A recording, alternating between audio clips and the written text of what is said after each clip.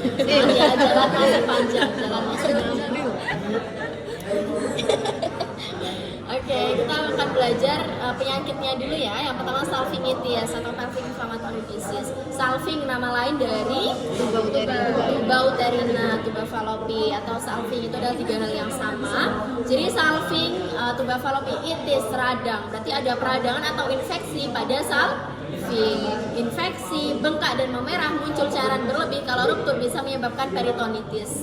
Jadi nanti cairan yang di dalam salving itu bisa ke peritoneum dan menyebar atau kandung bakteri dan sebagainya. Nanti bisa menyebabkan peritonitis. Nah, penyebab paling seringnya itu adalah chlamydia dan gonorea atau penyakit penularan seksual lah intinya yang bisa menyebabkan salvingitis ini.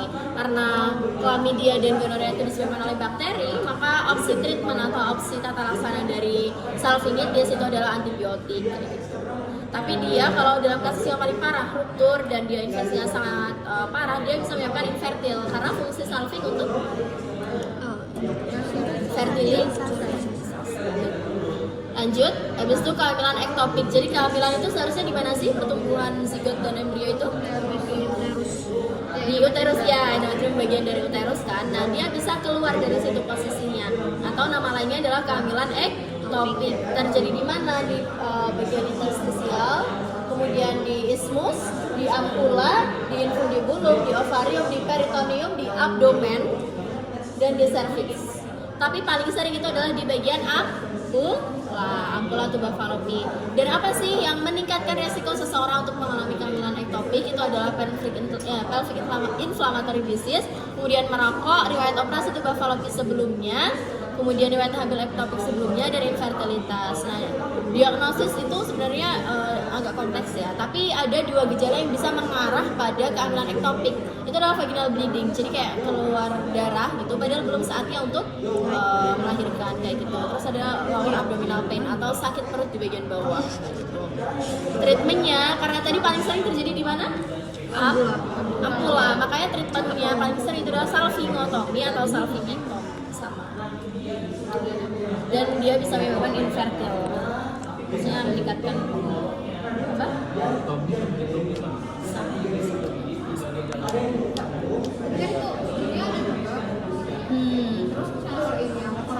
Ya masih bisa. Ya. Salvingectomy kan pengangkatan. Iya. Lanjut. Nah, ini di sini ada prolaps organ pelvis. Jadi kan di pelvis itu ada kayak struktur-struktur yang dia menyangga organ di atasnya kan. Kalau terjadi kelemahan, ada nanti 3 lapisan. Nah, kalau terjadi kelemahan di situ bisa menyebabkan turunnya atau jatuhnya ya. Kita nyebutnya jatuhnya, bukan jatuh wing, tapi kayak turun gitu. Beberapa organ sistokel itu berarti apa? Vesika urinaria yang turun itu namanya sistokel. Jadi bisa menyebabkan, kan pastinya kayak gini, vagina, VU, di belakangnya ada rektum kan. Berarti VU tuh di depannya atau di belakangnya? Di depan, di anteriornya. Kalau dia turun bisa menyebabkan bulging pada anterior dari vagina kayak gitu. Kalau rektum kan yang turun kan, dia bisa menyebabkan bulging pada posterior dari vagina kayak gitu. Kalau prolaps uterus, dia uterusnya sendiri yang turun. Dan ini kemungkinan atau penyebab paling seringnya itu adalah kehamilan atau melahirkan per vagina, melahirkan secara jalur lahir normal kayak gitu. Itu bisa menyebabkan kayak gitu. Oke. Lanjut. Nah, tadi kan aku bilang ada 3 lapis penguat kan atau penyokong kan. Namanya adalah C3 levels of support. Jadi level pertama itu adalah cardinal uterosacral, itu level 1 di sana. Cardinal uterosacral ligamen. Kemudian yang level 2 itu adalah di situ ada diafragma pelvis.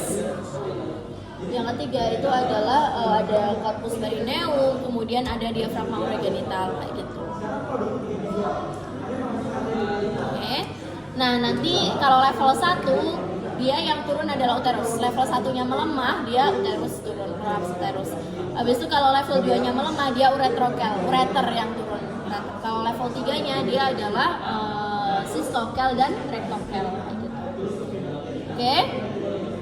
Nih, jadi sistokel atau uretrokel. Kalau uretrokel tadi kan di level berapa? Level 2. Level 2 atau ada apa? Diafragma pelvis yang tersusun dari musculus levator ani, musculus coccygeus, dan beberapa fascia yang ada di situ.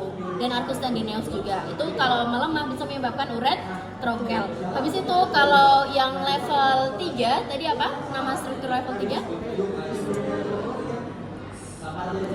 Bentar ya.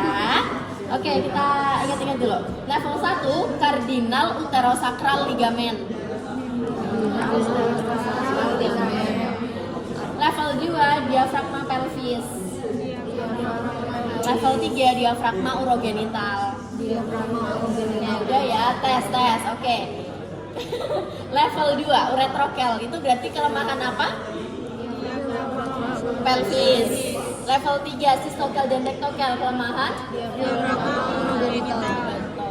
Yeay, nih diafragma urogenital berarti rektokel kan? Terus yang ini prolaps uteri, dia bisa karena kelemahan level 1 cardinal uterosacral ligamen. Gak apa-apa, nanti dibaca lagi ya. Bisa turunnya itu hanya sedikit atau bahkan paling parah dia melebihi vulva. Padahal vulva itu kan bagian terluar. Udah OGF eksternal kan, dia bisa lebih keluar lagi. Beda kalau itu. Atau namanya prosidentia kayak gitu ya. Yang dokter Mutma ini coba jadi dokter cewek jadi cowok. Jadi dia Nggak tahu. harusnya kalau cewek tuh nanti yang berkembang ini cowok Bisa ya harusnya. dia itu nggak berkembang dulu. Jadi dia udah dewasa. Oke, lanjut. Tadi kan udah klinisnya, sekarang ke tindakannya ya. Yang pertama ovarektomi, salpingektomi, histerektomi udah tau lah ya. Ovarektomi ovarium, salpingektomi berarti tuba uterina, histerektomi berarti uterus. Pengangkatannya bisa melalui total abdominal histerektomi dan bilateral salpingovarektomi. Habis ini ada gambar-gambarnya. Nah, kalau salpingektomi tadi tata laksana paling umum dari kehamilan ektopik. Betul. Lanjut di sini ovarektomi bilateral, 2 sisi B, 2 unilateral, 1 sisi ovarium, salpingo berarti salping dan ovarium, ovarektomi with hysterectomy berarti ovarium dan uterus. Total hysterectomy itu hysterectominya aja, total hysterectomy with salpingo ovarektomi bisa salah satu sisi atau 2 sisi dari salping dan ovarium. Nah di sini ada radikal hysterectomy, dia berarti semuanya. Wow. Oke, paham? Nah, insisinya atau sayatannya bisa transversal, bisa vertikal. Lanjut, tubektomi ini kalau di laki-laki sekarang lagi ngetren vasektomi ya. Kalau di perempuan itu bisa sama, namanya tubektomi, tinggal ya itu kan homolog gitu kan ya organnya. Nah, ini adalah metode kontrasepsi sama seperti vasektomi tadi dengan cara ligasi tuba uterina. Biasanya dilakukannya pada ampula. Ada 3 tipe, band dia diikat, terus tight dia dipotong lalu diikat. Yang ketiga kateterisasi. Kateterisasi itu setelah dipotong ujung-ujungnya itu jaringannya kayak dimatikan gitu. Berarti yang paling efektif menurut kalian yang mana? Kateterisasi. Betul. Tapi kateterisasi ini kayaknya non reversible. Kalau yang band dan tight itu masih reversible. Lanjut, koldosintesis dan kolpotomi. Kalau tadi kan aku udah nanya di pretest kan ya. Kalau ada peritonitis, cairan akan terakumulasi di mana? Kafum 12. Kafum 12 atau nama lainnya adalah apa? Excavatio rectal uterina. Di situ ada pus, debris dan sebagainya yang kalau tidak segera dikeluarkan dia akan menimbulkan komplikasi ke organ-organ yang lain kayak gitu, ke struktur-struktur yang lain. Makanya dilakukan kolpotomi dan koldosintesis. Bedanya di mana? Omi, sayatan. Jadi dia tidak mengeluarkan cairannya tapi baru menyayatnya, itu kolpotomi. Kalau mengeluarkan cairannya dengan jarum itu adalah koldosintesis. Kolpotomi sayatannya di mana? Fornix posterior. Karena deket ya sama kafum 12 ya. Terus vaginal touche, biasanya ini bisa untuk memeriksa beberapa kelainan dari vagina, tapi beberapa kasus digunakan untuk memeriksa kemajuan dari kelahiran di jalan lahir kayak gitu. Nah, struktur yang bisa diraba dari bawah ke atas di anterior, tadi kan di sini vagina, di sini VU kan, otomatis di anterior akan teraba VU dan uretra. Kalau di posterior ada lengkung ileum, colon sigmoid kayak organ-organ pencernaan yang di bagian belakang, habis itu ada ampula recti dan corpus perineum. Sementara di lateral ada ureter, fascia pelvis, diafragma urogenital dan serabut anterior, musculus levator ani. Kalau bisa ini dihafalin sih, mungkin akan sedikit. Oke. Lanjut inspekulo. Kalau tadi vaginal touche dengan alat nggak? Enggak. Kalau inspekulo dia dengan dia pakai gitu. Pakainya apa? Spekulum. Nah, bisa melihat struktur apa? Bisa melihat struktur Portio vaginalis cervicis gitu. Ini keluar di responsiku dulu pas zaman itu. Dan aku nggak ngerti apa yang kelihatan, ternyata ini. Terus hanya dilakukan pada pasien yang sudah menikah atau pernah melakukan koitus. Artinya kan dia berbahaya ya, maksudnya seperti melukai gitu. Makanya harus dengan concern gitu ya. Oke, lanjut. Di sini pap smear, ini pemeriksaan untuk kanker cervix speculum. Terus ada smearnya, nanti dilihat secara histologi gitu. Terus aku mau nambahin, udah selesai. Tadi tambahin satu lagi. Tadi struktur terluar atau ada part dari OVF eksternal namanya vulva kan, vulva yang dekat labia itu. Nah dia di situ kan akan menjadi muara dari beberapa glandula, kayak gitu kan, dari beberapa kelenjar yang ada di situ. Dia rawan untuk mengalami vulvitis atau peradaan pada vulva. Cepet kan? Vulvitis, vulva radang vulvitis.